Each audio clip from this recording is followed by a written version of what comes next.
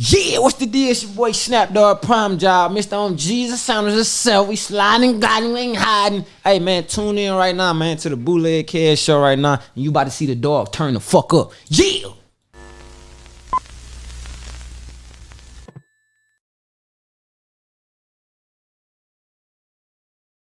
All right, Bootleg Cat Podcast special guest in here. Detroit's finest, my guy Snap Dogg, man. Yeah, King of Energy, Mr. On Jesus himself. You know, we slide and glide, man. We ain't hiding, man. What's the deal, man? I appreciate Jesus. you. Energy indeed, man. I don't know if you need the Red Bull. Yeah, we gonna crack that in a minute. Yeah. Let's start off with the fact you have 4 phones. For sure. Why 4 phones? That's a lot. I have 2 phones. Shit, man, just dealing with this business that we in is like shit. So can we designate each phone? Like, what's each phone for? Like, ain't none of them no whole phone. You know, some niggas will be having all these little whole phones. So so none of these are the phone for the hoes. Nah, ain't no hoes. This right here is I call this the industry phone. Okay. Like this the phone with this the most important phone. Okay. With all the industry people and everything. This one right here, I just call this the little shoot 'em up right here. Right here, you know, people who be wanting the number, but I really don't want to have contact with you. I give you this number. Okay. This one right here is crazy. Don't nobody got this number, but my mama. That's just the mama phone. Yeah, and then this one right here, this like the gang phone right here. You feel the gang phone. Yeah. So that's the phone that doesn't exist. Yeah. Because what is a gang? Nah, yeah, you know, I'm talking, you know, the fellas. The homies. The homies. You know what they got going on. You gotta be careful throwing that word out there, man. Yeah, the family phone. Gotta be careful. Yeah, for sure. Speaking of, I was in Detroit for about a week. Not for about a week, for an actual week. A few weeks ago. And man, love your city, man. My first time there. And we were very much in the hood. Yeah, we was around, bro. Yeah. It get like that, man. But honestly, bro, I didn't, you know, I feel like coming away from that trip, I was like, man, I feel like Detroit has a bad like reputation. Yeah, everybody think like if you come to Detroit, we gonna do this. Really, Detroit, man, we love everybody, bro. As long as you ain't on that bullshit or disrespecting the city, then we ain't got no problem with you. What's the one thing about Detroit too? Like all these other cities, like everybody's separate, you know what I'm saying? Mm-hmm. But like in Detroit, like even if we is separate, the moment you do some bullshit, the one important person in that city, we gonna all come together on your ass. That one thing about Detroit, they gonna stick together on your ass.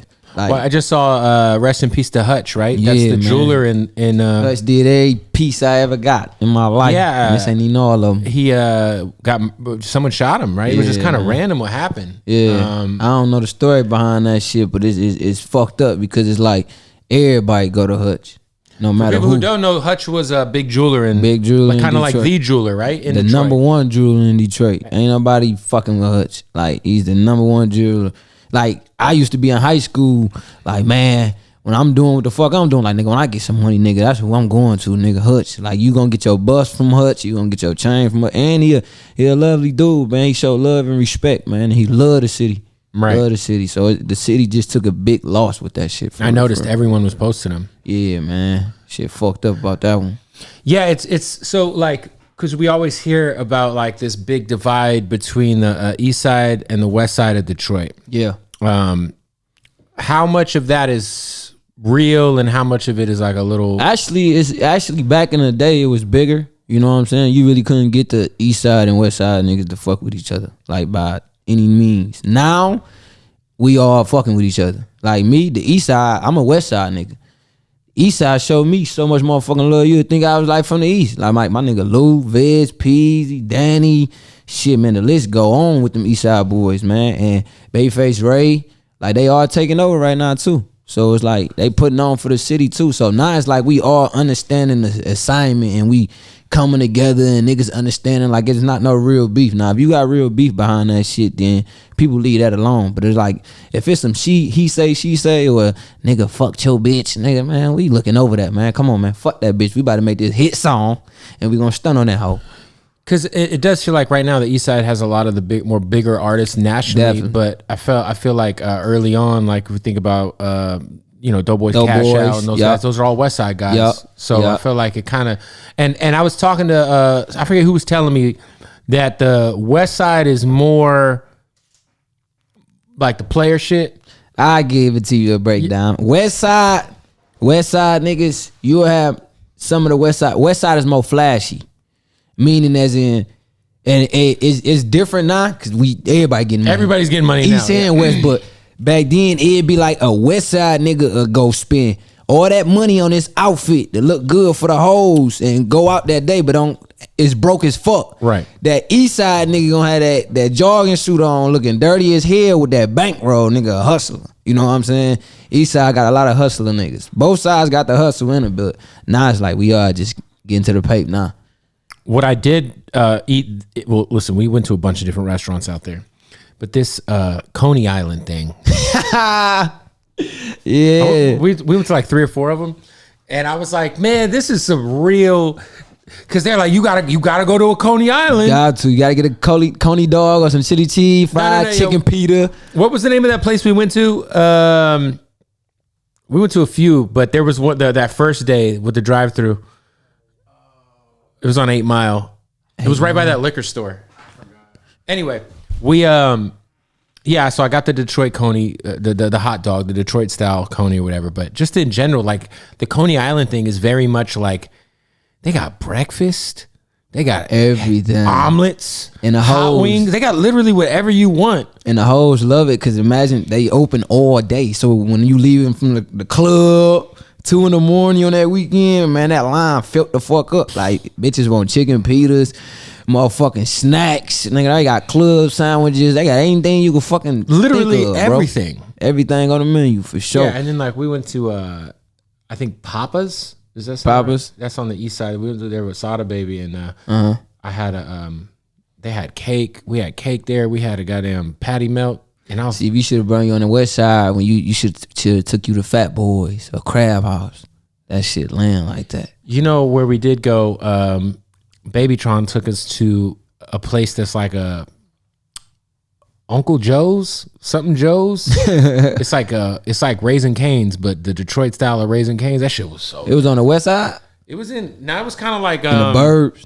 Yeah, it felt like it was like kind of by the airport, low key. It was like okay, yeah. It was nice though. And then we went to Original Pancake House. Okay. Yeah, that shit was gas. Yeah, we got some shit, man. No, I fucked with Detroit, man. It was a vibe for sure. Love the MGM there. Man, yeah. MGM is nicer than the one in Vegas. Man, what? It be all type of shit going on. You'll see a whole fucking fight break out right then and there. Niggas get knocked out. Motherfuckers act like it ain't even happen. Like, that's just Detroit for you. And just beautiful black women everywhere. For sure. We definitely got some beautiful black ass women. Like, we got them. It's like everywhere. You know they pop out when it's time for a concert. See, right now they popped out because it's summer. Right. So you going to catch them downtown, Riverwalk, all that. Yeah. But like if you got a motherfucking Lil Baby or Lil Boosie or somebody coming in the city, all you got to do is just drive downtown. I'm telling you. Well, listen, I went to a Tech 9 concert and that was not the type of people that. There was a lot of fucking white trash in that. There's some crazy motherfuckers in there. He got a crazy fan. Bro, nah, the Tech 9 show was very much a different type of. Detroit white trash hits different, bro. Yeah. That's crazy because I used to fuck with Tech 9 music when I watching first. That concert, I fully understood Eminem now. I was like, oh, this is where these are his people. This is how, yeah. They ain't take you down 8 Mile? I went there myself. Oh, yeah. We went to the trailer park and everything. Yeah. I was like, shit, this shit is crazy. Like, I went to Eminem's trailer park and that shit was real life. Like, damn, this fool grew up in this fucking place. There was like some toothless lady outside watering the grass. She was watering her dirt. Motherfuckers be tripping. Get off my shit. Bro, that trailer, you been in that trailer park? I ain't been in there. Yeah, it's maybe because I'm from there. It'd be like, man, I ain't, you know. Yeah, no, I was definitely. But I definitely fuck with him. Trick, Royce 5'9". Shout out to Royce. Shout out to him. Shout out to Trick. The OGs. Yeah. Trick was in he was not in town. I was like, man, I gotta hit up Trick. If I'm coming to Detroit, I don't want to be one of those guys. No. It doesn't do the check-in. You gotta hit up me. Well, I hit you up as well. Yeah, but no, Trick can tell you. He gave me that. Are you the new the key find of the no fly zone? But we don't push it like, you know what I'm saying. It's on documented that Trick can tell you itself. I actually got a documentary with him telling how he gave me the keys to the city, but it's not on no like a nigga like run a city. Like it's like I'm a gate founder of Detroit. Like a motherfucker can't overlook that. The young, especially with the young crew. Like I'm the nigga who brought everybody to the city.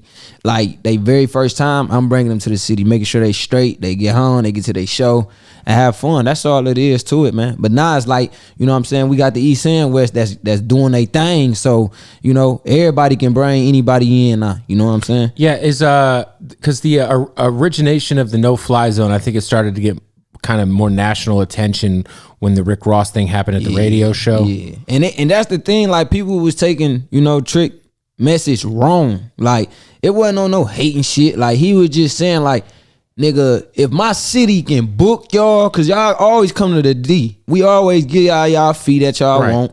If we can do that, bro, show love to the city. Show love to the artists. Stop just coming in and coming out treating us like we some hoe ass niggas. Cause we used to get overlooked. You know what I'm saying? Now look, everybody want to come to the D.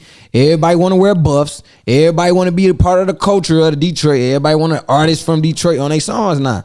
That's all we was trying to do is push the message. Like, don't overlook us. It is kind of crazy. Like you guys definitely have. I think it's Detroit or Memphis in terms of just the hottest cities in hip hop. Definitely. Right now it's Detroit and Memphis. Yeah. Definitely. And you can't overlook that. And what up, y'all? Hey, we got to stop the interview to tell you about our partners. The presenting sponsor of the Bootleg Kev podcast, our family at Odd Socks. Man, they're dropping so much heat at Odd Socks right now. Go to oddsocksofficial.com. Use the promo code BootlegKev. One word, BootlegKev.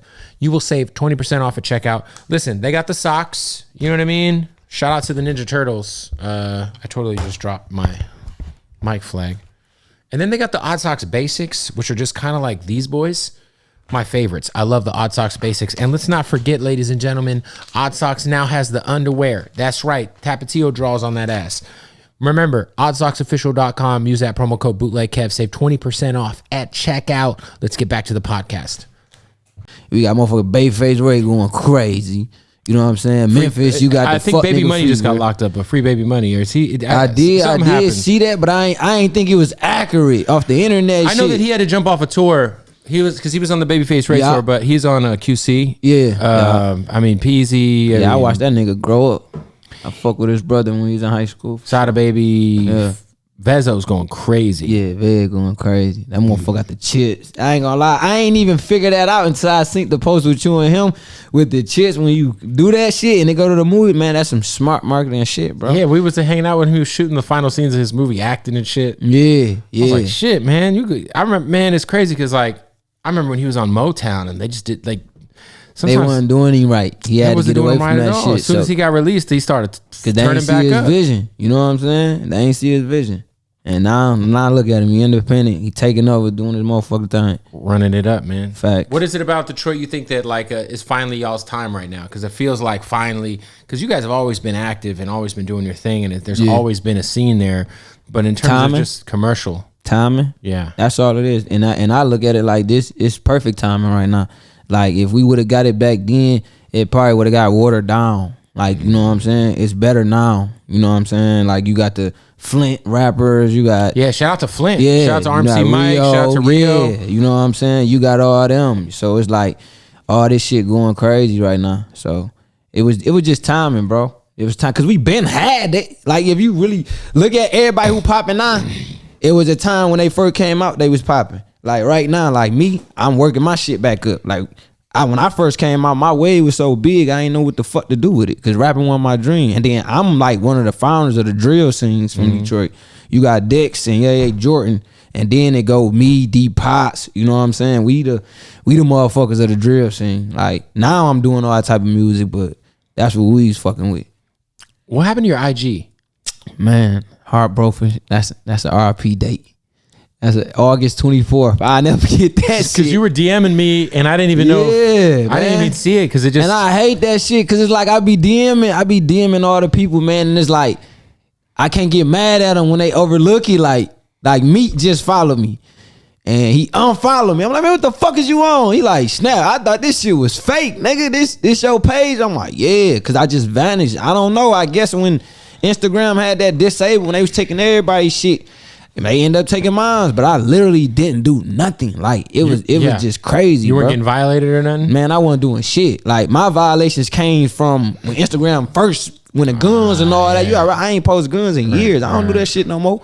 So like for them to just take my shit down, it was just like, yeah, you bullying, you going against. I'm like, what are you talking about? My last post was me giving book bags out to the kids. Shout out to my brother S-Boy. We was giving the book bags out to the kids to go back to school before my fight. And they took it. My guy Freddie Gibbs has had 10 Instagram pages in the last year. They took his official one down, and he just keeps making new ones. And then they find out. I can't keep doing that. He a trooper. I ain't even gonna lie. I think he's just throwing the hat in. I think he's just like, I'm on Twitter, bitch. Like I ain't gonna lie. That shit hard, bro. I had almost a million, bro. Like, and I worked. That was my core fan base right there. Like, so just to get that shit snatched away from you, it's like you can't do nothing. Hard. Like that shit worse than getting your goddamn jewelry snatched.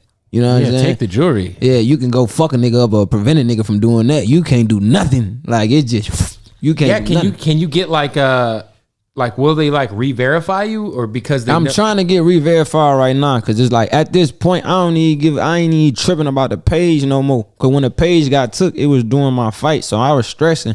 And I'm thinking I'm like, damn, bro, like I'm fucked. Like, nigga, I gotta start back over. But then I really said to myself, like, nigga, I don't have to start back over. Everybody in the world, everybody in the industry, I ain't gonna say everybody in the world, most of the world and everybody in the industry know who Snap Dogg is. Right. So it's like, I ain't no new artist. They gotta find me. So now they just all finding me back. And now I gotta get the blue check, cause it's a lot of fake pages of me.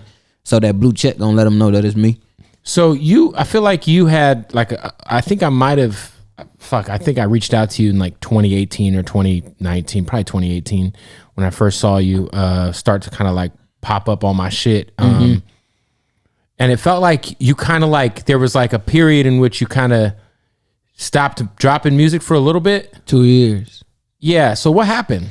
I had to learn the game, man. Cause it's like I said, my wave was so big and you feel me? I'm dealing with all these features and all this. I didn't know nothing about shit. Like before I got linked with Empire, like I really was just, I link, do a song, we do the video, drop it. I got shit with Lil Baby, the shit with even me and Dirk. I never put none of that on Apple Music. I didn't know nothing about no streaming platforms. All crazy. I knew was to just shoot a video. I'm a street nigga. Right. Rapping with my dream. All I knew, shoot a video, drop that motherfucker.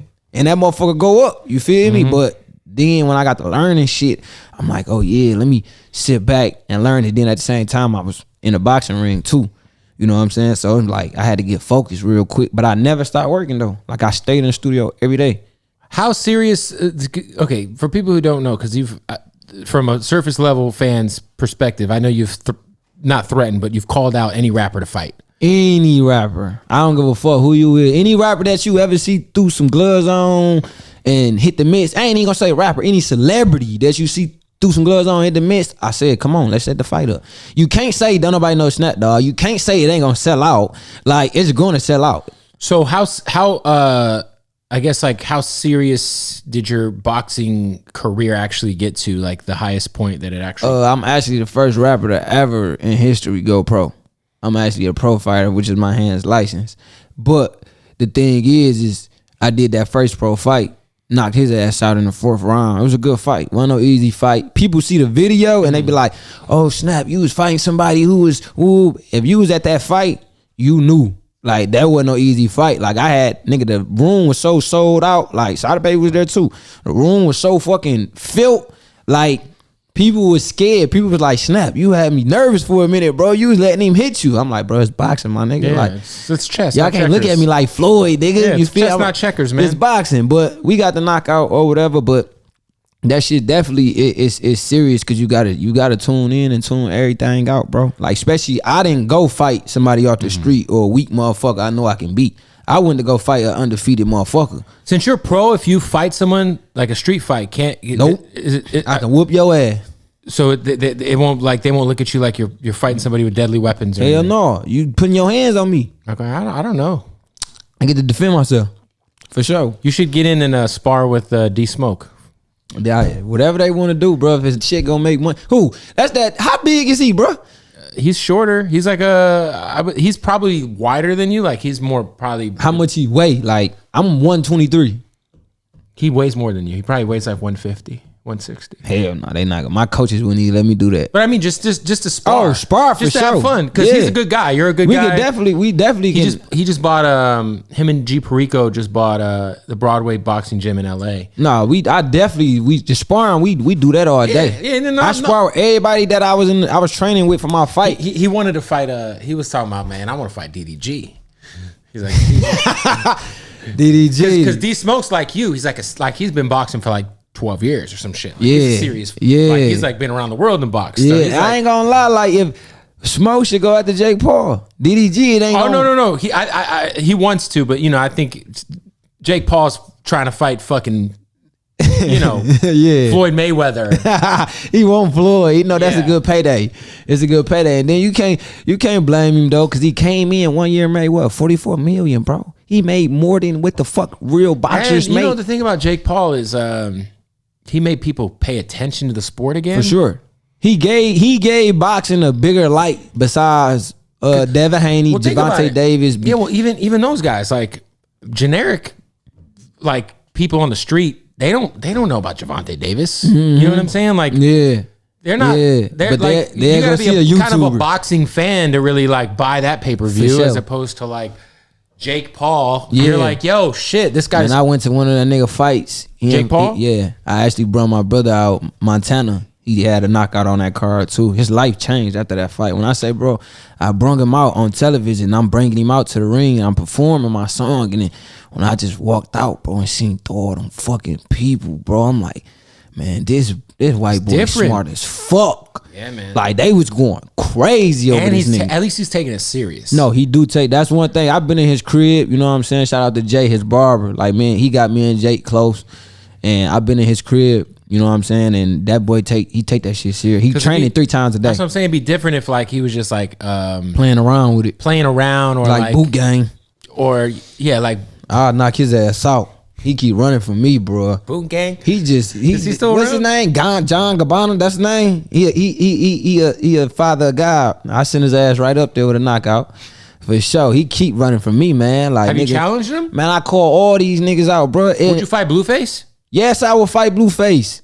And I fuck with Blueface and Wack. Like, I be at Wack's studio. I be, I got music with True Court. That's my boy. I'll fight Blueface on some like, let's just make the bag, nigga. Yeah, let's go make some money. Do a studio. We can go straight to the studio after that. You know what I'm saying? Let's go get the bag. Out. Yeah. But one thing I can say about Blueface, he got reach from the beginning. Nah, that shit don't mean shit to me. Okay.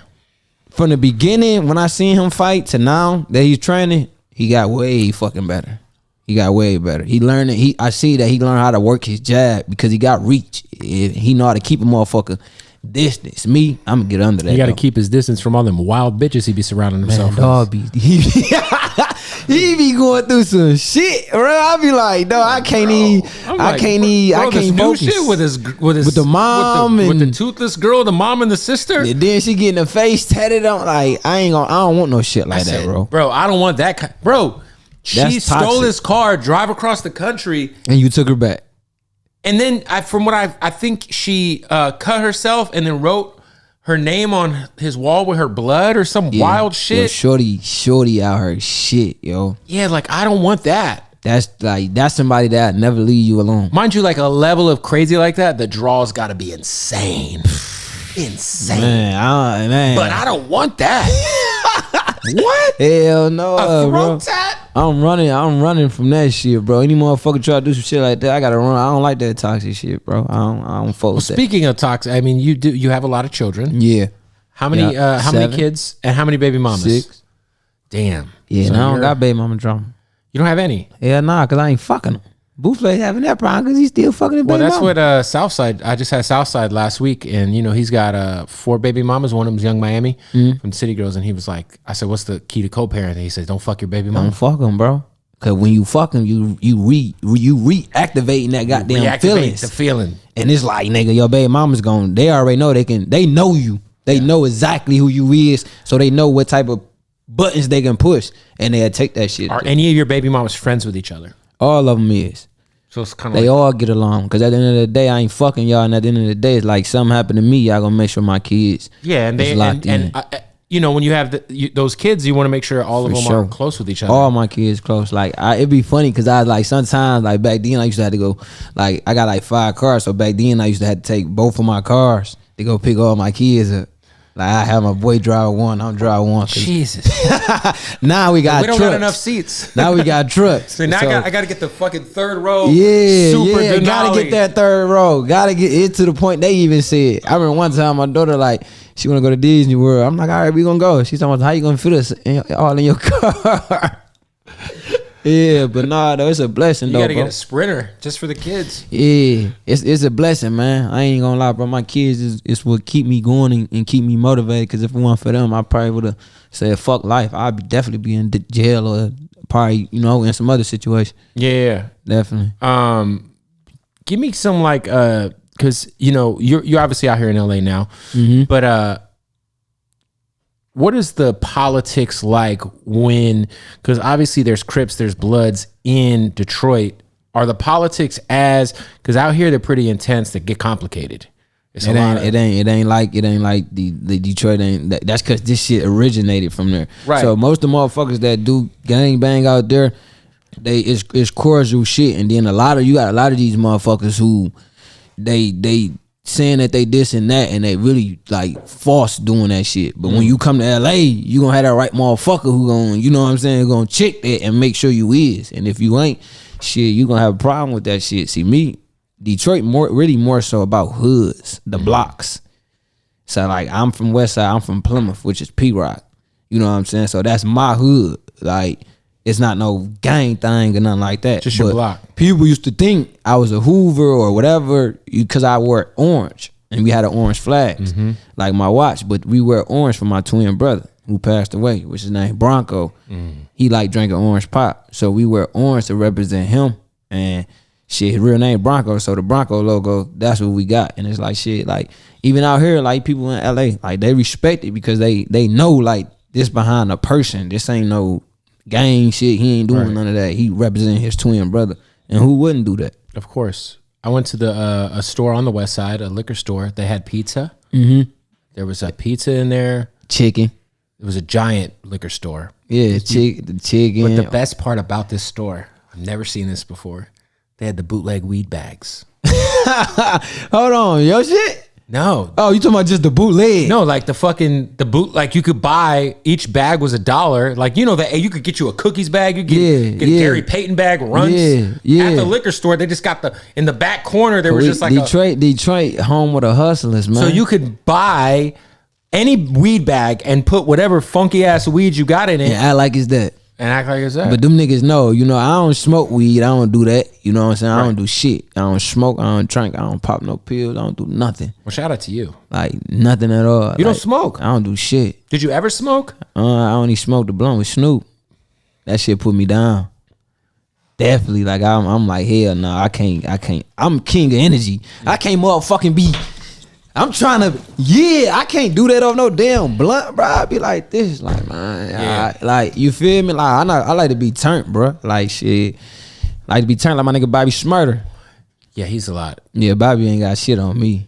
Yeah, no, it was wild because I was like, damn, they really out here bootlegging weed. And what? Can you give me like in your opinion, why there's such a correlation between San Francisco, Oakland, the Bay, and Detroit? It feels like y'all are cousins, low. Man, it's to be honest with you, it's cause Gonzi, bro. Like Gonzi really stamped that shit. Gonzi was the first motherfucker to really come to the D and pick up upcoming artists and give us a platform to be heard on and to be seen. And to be honest with you, like, the first motherfuckers from the D who really took that wave and went crazy with that shit with Oakland and the Bay and all that was Band Gang.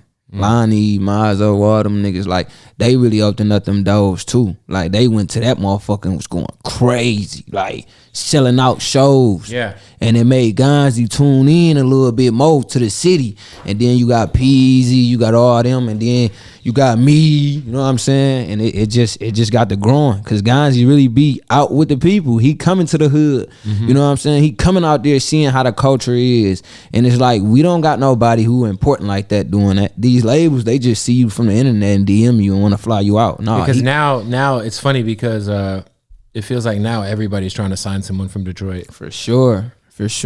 And Every major label. Everybody, you got Yo Gotti with Dogg. Yeah. You got motherfucking QC with Baby 342 Money. Dogg. Yeah. It's rough, man. Yeah, man. It'd be crazy, man. When you fucking with them, when you got a record, bro, and you a rapper, bro, that shit is real hard, bro. Cause it's like anything, you gotta move real swift. Cause anything that's going wrong, they gonna put it on you. They don't give a fuck if you ain't in that car.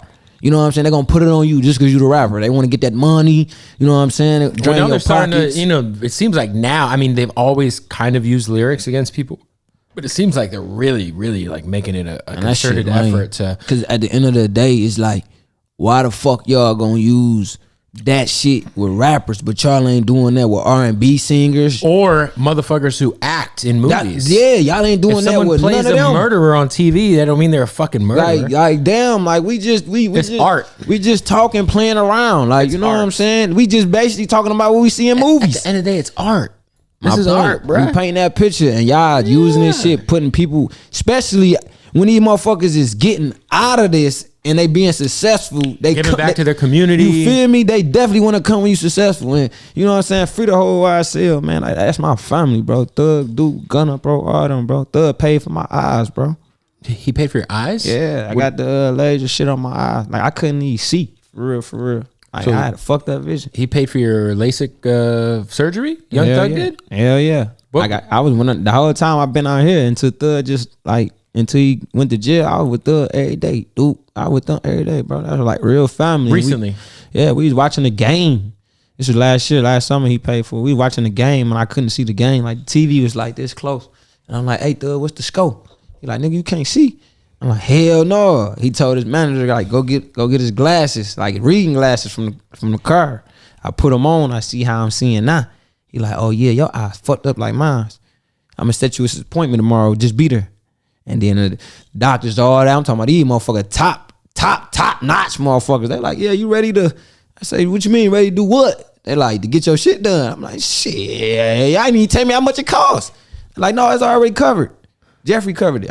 What? Oh yeah, man. That man a good man, bro. Like, it's nobody perfect, but man, that man was close to perfect in my eyes, bro. The way that man take care of his people, bro, and you know what I'm saying, he's still able to be humble and just how he is, bro. It's fucked up to see that shit happen, bro. Like that shit. Somebody wrong. who like employs a lot of people in the city, who obviously gives back and Yeah.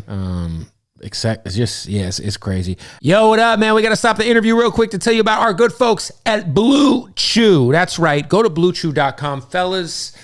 You know, sometimes you go through some stress, you go through a little anxiety, and your dick is not performing maybe how you'd like. It's called ED. A lot of guys go through ED. You could just be old as shit if you're watching this and your dick ain't working like it did when you were like 20. You know what I mean? Well, listen, Blue Chew, it is the wave. How about this? The same active ingredients as Viagra and Cialis getting delivered right to your door in a chewable form, in discreet packaging. And the best part about it is it's all online. Zero awkward visits to the doctor's office. Zero. You go online, you sign up with the promo code BOOTLEG. That's right, BOOTLEG. When you check out, you will get the first month for free. All you got to do is pay $5 in shipping, and you're going to get 1 month supply of Blue Chew. All right, and you're going to be fucking like you were fucking never fucking before. Your dick's going to, I'm going to assume you're adding at least 1/4 of an inch of erection. That shit's going to be rocked up and socked up. All right, boys? So what you need to do, one more time, go to bluechew.com and use that promo code BOOTLEG and get your first month for free. BOOTLEG, promo code BOOTLEG on bluechew.com. Let's get back to the interview. How did you end up initially building that relationship with him? Duke. I was close with Duke, and Thug called Duke, like, and it was crazy because Thug been watching me, but when I first came out, a lot of people was scared to fuck with me because I was tripping, like them guns and all that, running from the police, all that shit was real. People used to ask, like, did you ever pay for the police? No, nigga, I definitely couldn't afford that shit. I was broke and dirty. Fuck, nigga, we taking off for real on these motherfuckers. But you know what I'm saying? A lot of people was scared to fuck with me because it's like, bro, this nigga wild, bro. Like, you know what I'm saying? And Right. Thug used to say little shit and go ghost. Like, Like it'd be a video of me and my mom Deuce, cause everybody know me and my mom Deuce got a good relationship. So we'd be turned up on IG to one of my sons, and he'd comment and just go ghost. I'd be in his DM like, man, what the fuck, bro? And then he called Deuce like, hey man, tell Snap to pull up the Gunna birthday party, bro. And he like, nigga, I'm fucking with you. And the more that I was around him, he was teaching me the game. Like one thing about me, I'm not no fan, nigga. Like you know how motherfuckers always want to have them phones out and all that. Like I ain't no nigga. If I'm gonna be around a celebrity, I'm quiet. Hell nah, I'm trying to soak the game. What can you teach me? What do you see me doing where I can, you know, polish up on that? You know what I'm saying? To come better. And it's like Thug, he literally telling you like, ain't nothing you could do. Snap, you got everything that a motherfucker want. Everybody love you. All that. You just gotta get right with God, bro. And then when he said it, I'm like, what the fuck you mean get right with God? Like, I be praying like that, all that, but I knew what he meant, like get right with God, nigga, get your life together, my nigga. Get your shit together. Chill that dumb shit Grow out. the fuck up. Yeah. And when I did that, it was like just doors just got to opening up for me, bro. Wait, so you were in High Speed Chasing? This is on video? Man, I was in fucking all type of shit. It's all on the internet. Like it was just like meaning like, okay, we shooting a video. And it's like we shooting this with Jerry too. And we shooting a video and I got guns out. You know what I'm saying? In one of the clips, I'm like, I ain't gonna lie, I didn't give a fuck, bro. I really was just showing my life. So in one of the clips, I get to shooting a gun for real. But I'm shooting at a bando crib. So I get to shooting a gun and one of the neighbors called the police, like on some slick shit. So we all out there with the gun, man. All you see is, cause like I always have people on the corner. They like hook, run. Everybody else ran.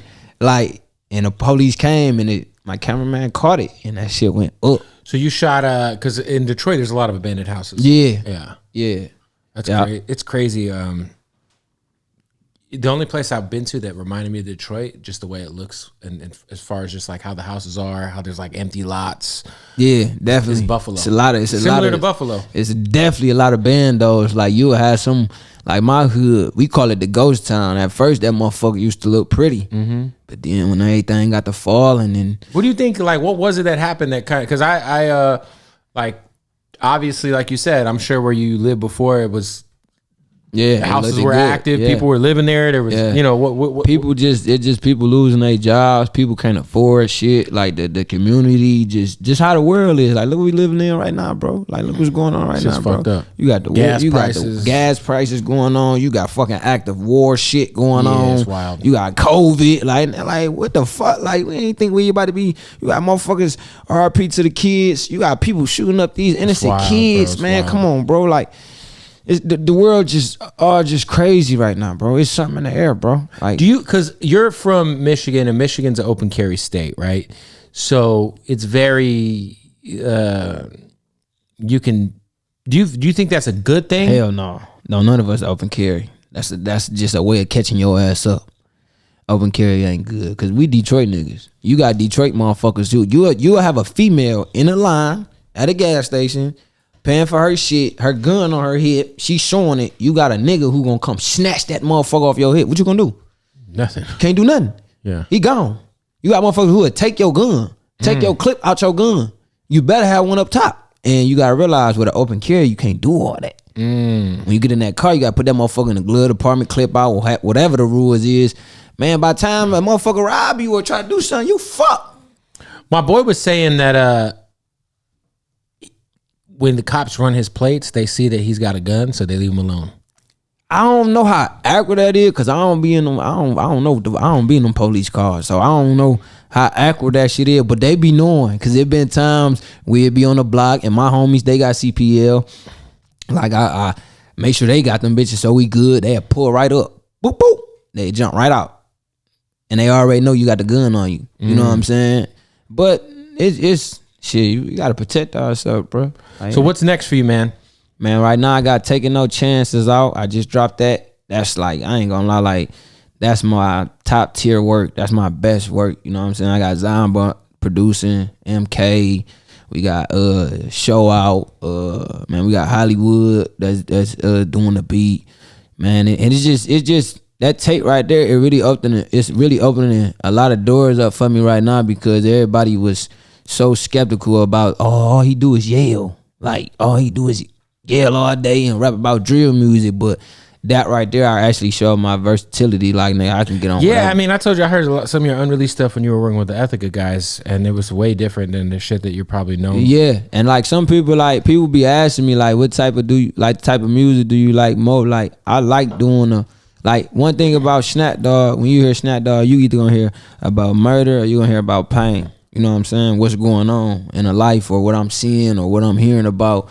Or what stories that my people's have been through, I put it to where I can understand it to other people can relate it. But that's one thing that you always go. I'm not the bar for bar rapper. I'm not the motherfucker who gon' have you twerking. You know what I'm saying? For the bitches. You know what I'm saying? Shit to live to. I'm the motherfucker who gonna have you wanna go whoop your baby daddy ass. Or you wanna go whoop a nigga ass. You know what I'm saying? It's gonna get you turned. I'm all about energy, bro. Like I tell a nigga all day, you can out rap me. I ain't tripping. I'm about energy, my nigga. But if you get on the same stage as me, you fucked. If you go on a show and I go on a show, you're fucked. And I knew that I couldn't be fucked with when me and Designer was on the same stage. And I outdid that nigga. And that's one nigga who got some energy, Oh my bro. God, I remember he would do this thing where he tossed the mic in the air and Man, bro, that motherfucker, like the nigga did a show and ran out the front door of the building, bro.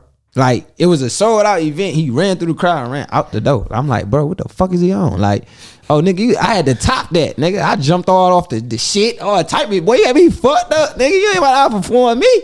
But, yeah, I'm all about King Energy, man. So it's like, I just dropped Taking No Chances out. New Instagram, SnapDogg_27. I'm about to drop Murder and Pain mixtape. And then I'm going to come with I Am My Brother's Keeper album. After that, with the documentary, just keeping the foot on the gas.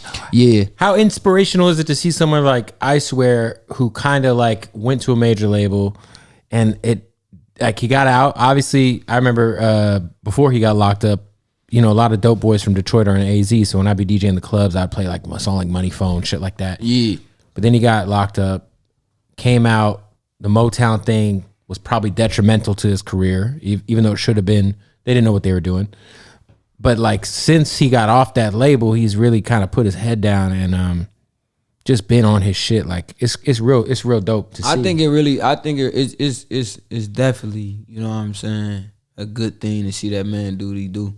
Because it's like, and I think Vez learned more when Vez went to jail. When Vez was able to have that time to himself, you know, and reality check to see who really with you and all that. Cause we ain't had talks about this shit.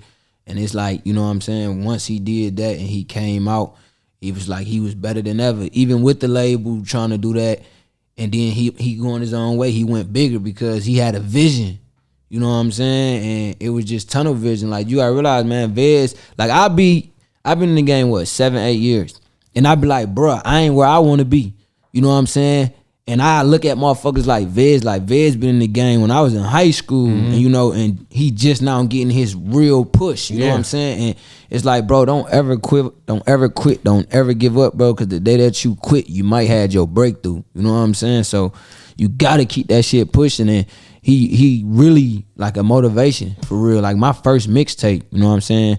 Vez was posting my shit, pulled up to the studio, all that when I was a young nigga, you know what I'm saying? When I was with my producer and Beats. And it's just like, at that level, like, you know what I'm saying? You ain't had to do that, bro. And Vez always showed love to a nigga, bro. From the jump, the whole East. So the rest of the year, we're getting 2 more projects? Yeah, y'all getting more than that, man. I'm dropping every motherfucking week. Every Monday, Wednesday, depends on what day I'm feeling hype. I'm dropping at least a video or a song, you know what I'm saying? And that's one thing that I had to get back doing, because it's like, one thing about Snap, I stay consistent no matter what. You always see me somewhere moving, or you always see me on the internet dropping something on the internet. And that 2-year break, I kind of slowed down. So it's like, at the end of the day, it's so many fucking rappers we dealing with nowadays. Like everybody waking up rapping, and everybody, don't get me wrong, it's a lot of talent out here. So you could in competition with a lot of people. So who the fuck you think you is to drop once or twice and think you about to get somewhere? Hell no. When you got niggas like Gucci, you was dropping mixtapes back to back, and it's like, bro, you in a competition with a lot of people. So it's like, you gotta realize people gotta grow. They gotta grow with listening to your sound. Like, And that's the thing about music. Like, music is so creative now. You ain't gotta be no buffer bar rapper. You know what I'm saying? Be creative with your shit and let them. It's a crowd out there that's gonna understand your music. Yeah, I just think you gotta relate to people, man. Yeah, once you relate to motherfuckers, it's like, that's how I am now. Like, motherfuckers used to be like, oh, you yell all the time. So I'm like, at first I used to get mad. I mean, it got me fucked up. Yeah. But then I'm like, nah, let me kind of lower it down a little bit and see. And it actually worked. It actually worked. Like, you got some motherfucker fans who just like, snap, we want to hear you turn. Yeah. And then you got some fans that's like, oh man, I can ride to this shit, bro. I see the growth in you. Because my fans, they grow with me. They seen me from no motherfucking change to motherfucking sitting on a block with guns to doing fucking videos out here in LA and all. They seen the growth in me. And it's like, I'm at a point like right now, like, features, I do features. Like, I got some of the biggest features in the fucking world. Like, some of the biggest artists right now I got features with. And it's like, at the end of the day, a feature ain't gonna do it for me. It's me that's gonna do it for me because the people want to hear me. You know what I'm saying? The feature's good, but at the end of the day, I ain't got time to be chasing no nigga around getting nothing cleared. You know what I'm saying? Even though I never had that problem, but right now I'm really confident in my music now. Back then when I was rapping, my niggas would be like, yeah, your shit hard. I really was like, alright, it's cool. It's cool. Nah, I'd be like, man, you got me fucked up. This real music right here, bro. Right. Like, I'm making real music and it's timeless music now. You know what I'm saying? I ain't scared to talk about certain shit. I ain't scared to take that route. Like, you got some motherfuckers who just want to talk about like Detroit known for talking about bus, rolly, fucking hoes, dope. Right. I'm not talking about that. I'm gonna talk about busting your motherfucking head. You know what I'm saying? Or I might talk about some pain shit. Right. Nah, I'm not a flashy rapper. I talk about, yeah, nigga got that. I get on that. Depends on, I match the energy. Like, if I'm on a song with Viz, like, we might go back and forth talking cash shit and drill shit. Right. You know what I'm saying? On the song with Peasy, I might just come straight on my smooth boss shit. You know what I'm saying? On a song with motherfucking, like, say for instance, if he was like a King Vine, now I'm about to get on my snap shit. You know what I'm saying? So that's how it is. A lot of people ain't think I can do that. When they get in the studio, they think they gotta make a kill drill song. I'm like, hell nah, nigga. We can do anything. The beat. I can do anything, nigga. I can do it, nigga. I love rock and roll. Like, I fuck with rock and roll. Nickelback, Linkin Park, all that. Like, Jesus, Nickelback's terrible. What? You don't fuck with Nickelback? Oh. Man, you tripping, bro. You tripping. You don't fuck with him, you know what? Man. Nickelback's got some fucking hits, you know, but like, they're just like, it's kind of like Nickelback is like the what's like a very generic like pop rapper that like Nickelback's like the Flow Rider of rock and roll. Okay, yeah. You know what I mean? I get what you're saying now. Flow Rider's like, yeah, he's got hits, you know, but like, yeah, you know, I know like, the songs. Yeah, but I'm not like bumping a Flow Rider album. Facts. Yeah, definitely. Them rockstar motherfuckers know how to get them views, bro. They do. That's the crowd. Well, I appreciate you pulling up, man. We're gonna do a freestyle too, so next video, check that out. Oh yeah, man, let's get it, man. You got the king energy in this motherfucker. We sliding, gliding, sun out, guns out. You scared? Stay your bitch ass in the house, man. We about to turn up on this freestyle, and guess what? This the first freestyle ever that I ever did. Well, shit, let's get it.